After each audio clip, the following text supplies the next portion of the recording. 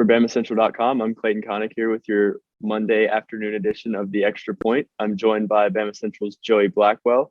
He's the Alabama Alabama baseball beat reporter for Bama Central. Joey, obviously there's 10 transfers on this new Alabama team.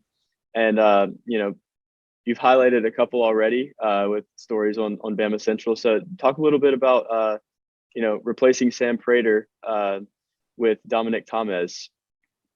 Yeah, Dominic Thomas is slated to have a really big year for Alabama. Obviously he doesn't have any experience playing against an SEC team, but he played for an SEC team in Arkansas his freshman year, which was 2020, prior to when, of course, COVID shut down the season early.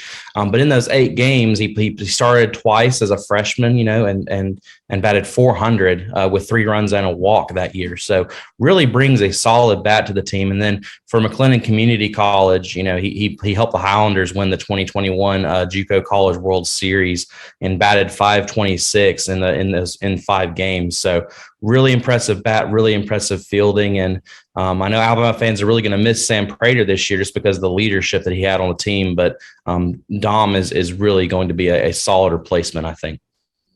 Yeah, absolutely. And then you got 2 guys coming off the mound, transfers. You got Garrett McMillan out of Shelton State, Tuscaloosa native, and Hunter Furtado, who's coming out of Wake Forest, a sophomore. So talk about those 2 guys and the impact they'll have on the mound for the Crimson Tide.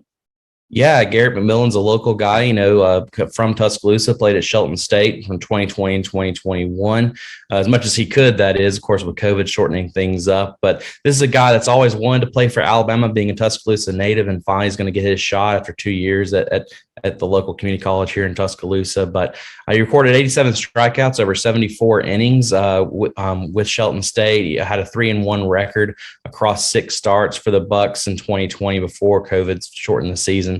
That's going to be a recurring thing with a lot of these transfers, just because a lot of them transferred because of COVID impacting their seasons, including outfielder Tommy Seidl, who transferred from Harvard. But no, McMillan's a local guy, going to be a great contributor. And then you also have Hunter Furtado, who spent his freshman year at Wake Forest. He played in 22 games for the Demon Deacons. He had 27 strikeouts across 25.2 innings. Had a 1-4 record. The ERA is definitely a little higher than Alabama fans like to see. He's a 6.31 when he was at Wake Forest, but no doubt he does bring the ACC is a very competitive baseball league, and no doubt he contributed there, and I expect him to contribute for the Crimson Tide this year as well. Yeah, and you mentioned Tommy Seidl, the transfer from Harvard. He's going to contribute in the outfield for the Crimson Tide. What have you seen out of him so far?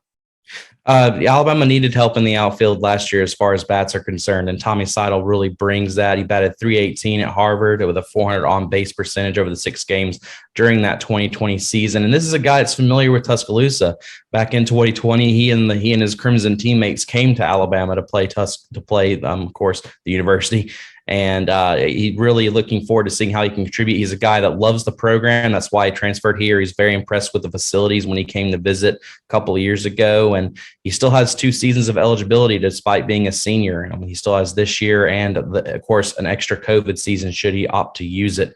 So over his 4 seasons, he played 65 games for them, and just really, really think that, we saw during practice that he had a couple of web gems as well. So he's a versatile guy that can both play outfield very well and brings another bat, just a lot of power in the transfers coming to Alabama this season.